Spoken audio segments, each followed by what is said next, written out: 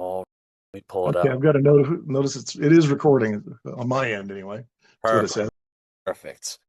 All right. Well, welcome back, everybody, to another episode of Behind the Crime Scene Tape. I'm one of your hosts, Kevin Bicking, project manager for BioClean of New Jersey.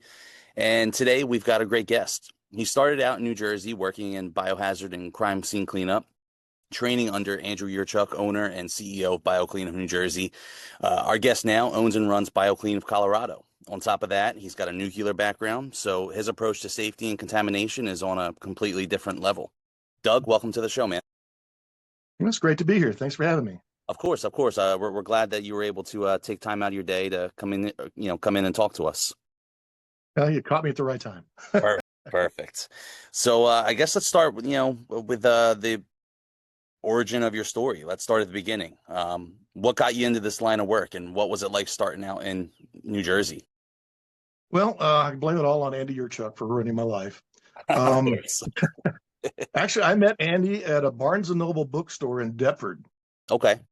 and we just got to talking. And he was looking for books on boats, and I was going to school part time. I was working on my master's degree in law and criminal justice, and we got to talking. I kind of told him about myself and what he was doing. He was an EMT and running a cleaning company. And, hit it off. He's a really nice guy. And he gave me a call and said, would you be interested in doing crime scene cleanup? So, well, that sounds cool. Well, got a job. So he and I went and did our first job together, which was up in the wilds of North New Jersey. It was a good 4.5 hour drive from Glassboro at the time. Oh yeah. Um, that's kind of how we got started. That's really cool. So you guys were just complete total strangers and met in a bookstore. Really cool. Really cool. Do you remember what that first job was? Yeah, it was a job. It was a suicide by Okay. firearm. I can't remember if it was a shotgun or a rifle, but it was in a large room, and every surface I think had spots on it. I'm sure. Plus, and it was quite, as the saying goes, spectacular. I'm sure. I still remember my And first job too. yeah, and of course, we at that time we didn't have our SOPs really kind of under control, so we just kind of winged it, and actually we did a really good job. And Andy realized, I think we're on to something. Nice. So we kind of grew from there. Perfect. You guys must have done something right because this was going back what, 25, 30 years ago now? At least that was at Nice. least 97, something like that. Okay. Wow. Long time ago. 97, 98 it was long in there somewhere. Gotcha. Now the It was in the last century anyhow. what'd you say? It was in the last century anyhow. I hear that. I hear that. So let's talk about the leap. So you leave from New Jersey, you move back to Colorado, correct? Yes. Yeah, I came Now out there. My wife had gotten a job. She was working at Campbell Soup there in Camden, in and Camden. I was working on my master's degree. My background is actually in forensic science and forensic anthropology. That's really cool. Spent 2.5, almost 3 years in the coroner's office in Weld County, Colorado. Did that for a while. Paid for school working at a nuclear generating station, the Fort St. Vrain nuclear power plant. Worked there right out of high school and off and on for years as a laborer and then as a decontamination tech. So I brought a lot of that knowledge with me of just how to approach cleaning things, how to build containment. Really, what really works out best is when you're doing drug labs where you're chasing the invisible man, especially methamphetamine, because you can't see it. Yeah. Same with nuclear radiation or even nucleotides. For your alpha and your it's the difference between alpha particles, which is small little things that actually exist on the surface that you have to clean up or you have to be able to pick up, and how to protect yourself, and how you build containment to hold it in place, how you control airflow as it goes through air scrubbers to keep the air clean, the type of respirators you have to use for just keeping things out of your lungs, because that's the last thing you want is an alpha particle banging around inside your lungs. For sure. Gamma radiation, you just protect yourself by shielding and time exposure and things like that. So you kind of use that when you do a crime scene. It's the same thing. There's things you can see, and there's a lot of things you cannot. And everybody thinks, oh, you just shine a UV light on it. Well, that doesn't work either. That's really great for trying to find cat and dog urine, Yeah. but it doesn't, you can't find blood with it, unless it's started to break down, and then it kind of glows a little bit. But I cheat and I use hydrogen peroxide. Yeah. You'll know real quick using hydrogen peroxide. Absolutely. I So that's just the different things that you learn to use as tricks of the trade. sure. I liked what you said back there, chasing the invisible man. I've never heard that before, but it makes sense. I like that saying. Yeah, it's absolutely true. I mean, you get picture it in your head where things probably are. You probably get 70% of what you're trying to wipe up. And then you got to go beyond those areas and make sure that you clean everything that you can put your little fingers on. For sure. Because it's kind of the same thing when we did ask Andy about this. We did the anthrax cleanup at the Washington D.C. the VA hospital in their mailroom.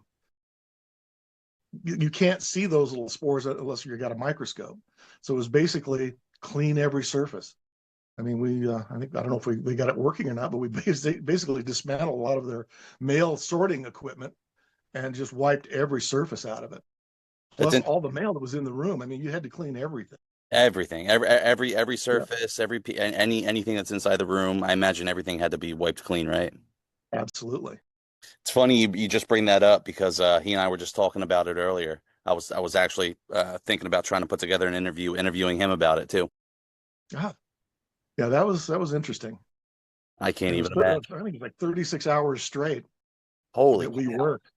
I mean, it was wild, and we got clean samples right off the bat. I mean, it tested positive, so our process worked for sure. It's always good to know the process works.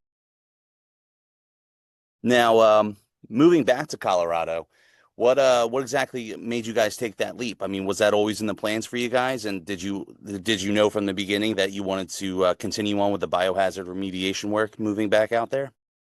Not really. When I first went out there, I thought, maybe I could, start a small company just to kind of make ends meet until I, figure out what I was going to do next. Because I, again, was maybe try to finish my master's degree at Colorado State, and I just started, like Andy and I did the first place. We, stuck our shingle out, and the next thing you know, the phone didn't stop ringing. Oh, I can And that's imagine. kind of pretty much what happened to me. I went back and talked to some old colleagues in the coroner's office and in the forensic science community. And like I said, the phone just didn't stop ringing It's a good problem because to there have. was nobody. There was nobody Yeah. around here at the time. Both of you guys were really pioneers for this type of industry because, like you said, there really was no, or at least not a lot of companies around doing No. this kind of work. And the sad thing is, a lot of the work was done. If it was volunteer people from like church groups and things Really? like that. Yeah, there were church groups that would kind of help people, but they didn't do a very good job. Sure. God bless them. But when you come in with a professional approach, with good standing operating procedures, Yep. and you can take care of things. One of the things that is I think is the most important. The cleanups are easy. The blood and guts, that's easy to deal with. What you're dealing with is people that you're meeting on the worst days of their life. Correct. And, you know, we're not there to cure everything. You can never tell them everything's going to be fine, everything's going to be great. All you can say is that we're here to help you take the first step to what comes next. Yep. And that's the way you're going to have to approach things from now on, is just one step after another. And, get back to, figuring out what is the new normal for you. And that's what we do is try to, put them on that path and help them as much as we can. Yeah. Try to restore some sense of normalcy back into their lives. Yeah, exactly. Because, after the police leave and after everything's done, they're kind of in a vacuum. They really, a lot of times they don't know what to do. Yeah. They're getting some help maybe from, the funeral home or something like that. But unless they're smart and get an attorney and get them, for probate and that sort of thing underway. But, we're kind of one of those things where you just kind of try to guide people as best you can. For sure. That blew my mind. I guess I never really thought of what happened before the industry kind of became an industry, and how people cleaned up crime scenes and unattended deaths and things like that. I was surprised to hear that. I mean, thinking about it, I guess maybe it's not so surprising, but hearing that, church members would Yeah. go out and try and help. Yeah, because back when I was with the coroner's office, we'd come in, do our thing, remove the body, do whatever investigation was at that point, and then we'd walk away. And we left some horrific things behind. I'm sure. And I always want what happens to those folks. And I never gave it that much thought until I met Andy. And like I say, I blame Andy for ruining my life.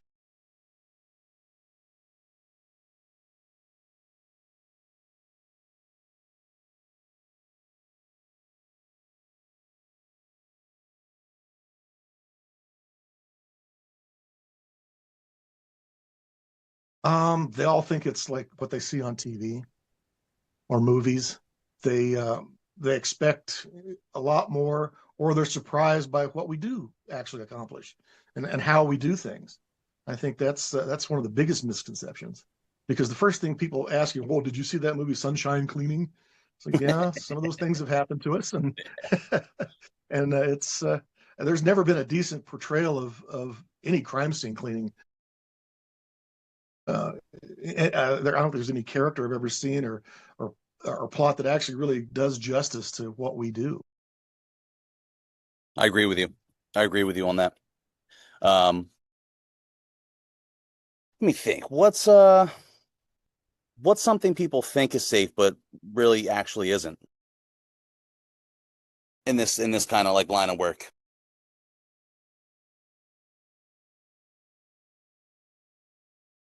They think they can just get on their hands and knees with a bucket and soapy water and clean things, and you have no idea what you're dealing with.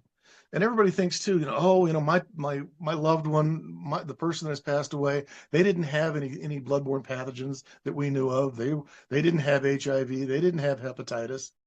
But the thing is, when blood's on the ground or it's where it's not supposed to be, Hmm. it's a smorgasbord for every bacteria that's in the air, and it starts growing stuff right away. It's a huge food supply, Yep. and that stuff is starting to grow, and it's in that blood. And when you start scraping it or stirring it into the air, you're exposing yourself.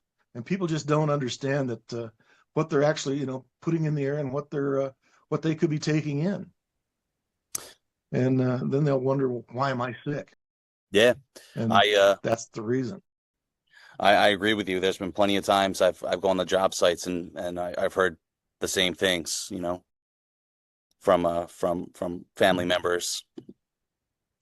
What Or you Go ahead. or you find that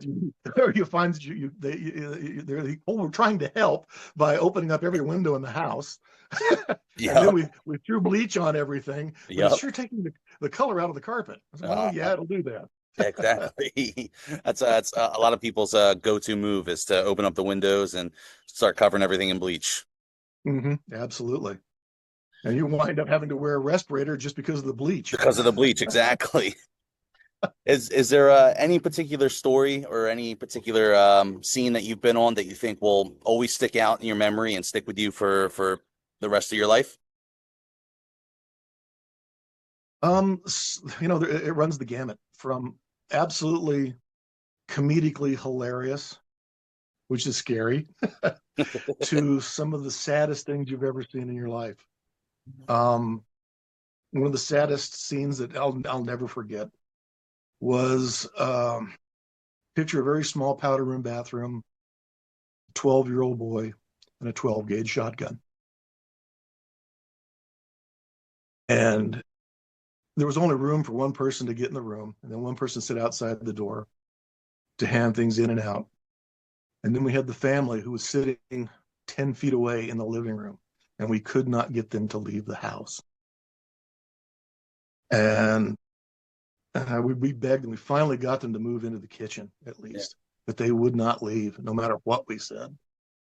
And that's one job that will haunt you.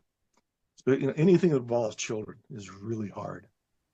I'm sure. Now, sometimes on the other end, now there's a gentleman who passed away, had fallen and had struck his head, and actually bled out from the head wound. But he wandered around his house and bled all over everything. So, which is a normal job. We got that cleaned up, and Yeah. they asked us, could we clean out the refrigerator? So I opened up the freezer, and the freezer was empty except for this a bundle about this big wrapped in a towel. And I'm thinking, oh my God, what's that? I'm thinking Ted Bundy Yeah. Where my mind went. or Jeffrey Dahmer. Yeah. Right off the bat. So I unwrapped it. It was a box turtle that this guy had found on a hike and brought it home and had it in his freezer. Just crazy things like that can happen. Man, that's crazy. That's definitely not what I thought. What I thought you were gonna say was in there. Yeah. Until I unwrapped that towel, I was just, oh, what am I going to find? We find some of the craziest things on this job in people's homes. Mm-hmm. Well, there was one job that Andy and I did where a gentleman had passed away on a lounger, and he had like a U-shaped couch set up, and he probably I don't remember the count, at least 10 inflatable dolls wearing different costumes. He had a nurse, an Indian princess, somebody that was one in a wedding dress. There was a French maid, Holy. all sitting around in there. And I think somewhere Andy has a picture of me dancing with one of them in the living room. And ask him about that. I will for sure. When the moment comes, you got to have a little bit of fun on the job. Am I right? Oh, you do. Well, if you don't already have a warped sense of humor, you will develop one, and For it's sure. just mental protection. For It sure. Me really and is. Eddie talk about that all the time. Yeah, you've really got to be on guard to not let things get to you, and it's tough, and it's always good to talk. Even on the way home, in the van, in the truck, whatever. Just run through everything so everybody's thinking the same thing. So you don't, in your own head, you don't feel like you're the only one that feels that way. I think that's very important. For sure. I think people underestimate the value in, talking and just letting things out. Sorry, I was getting a spam call. No worries. I think we're running out of time here. So, in closing, I Okay, wanted to end on this. If sure. one last question. If someone's listening right now trying to rebuild their life or figure things out, what would you tell them? Life is like eating an elephant. It's one bite at a time. If you go forward, don't stop, keep moving forward. That's the key, is try new things, go out. If you're having a rough time, find a new set of friends. Go someplace you've never been before, meet and talk to other people. Like I did with Andy. I met him in a bookstore. Yeah, And exactly. and if you're not willing to put yourself out there and just try to get your mind onto other things, that will help more than anything if you're really going through a tough time. And don't dwell on what's bothering you. Think it through, that's fine. Hmm. But always try to give yourself a little space to go somewhere else in your head or even outdoors and in life. And that's just it. Keep moving. That's beautiful. I don't think that could have been better said any other way. But Doug, I really appreciate you coming on and sharing all of this. If you guys got value from this, make sure you follow, share it with someone, a friend, a relative, and we'll catch you on the next episode. Thank you so much, Doug. I hope you have a great rest of the day, man. You too. Take care. You too. Bye now. Bye bye.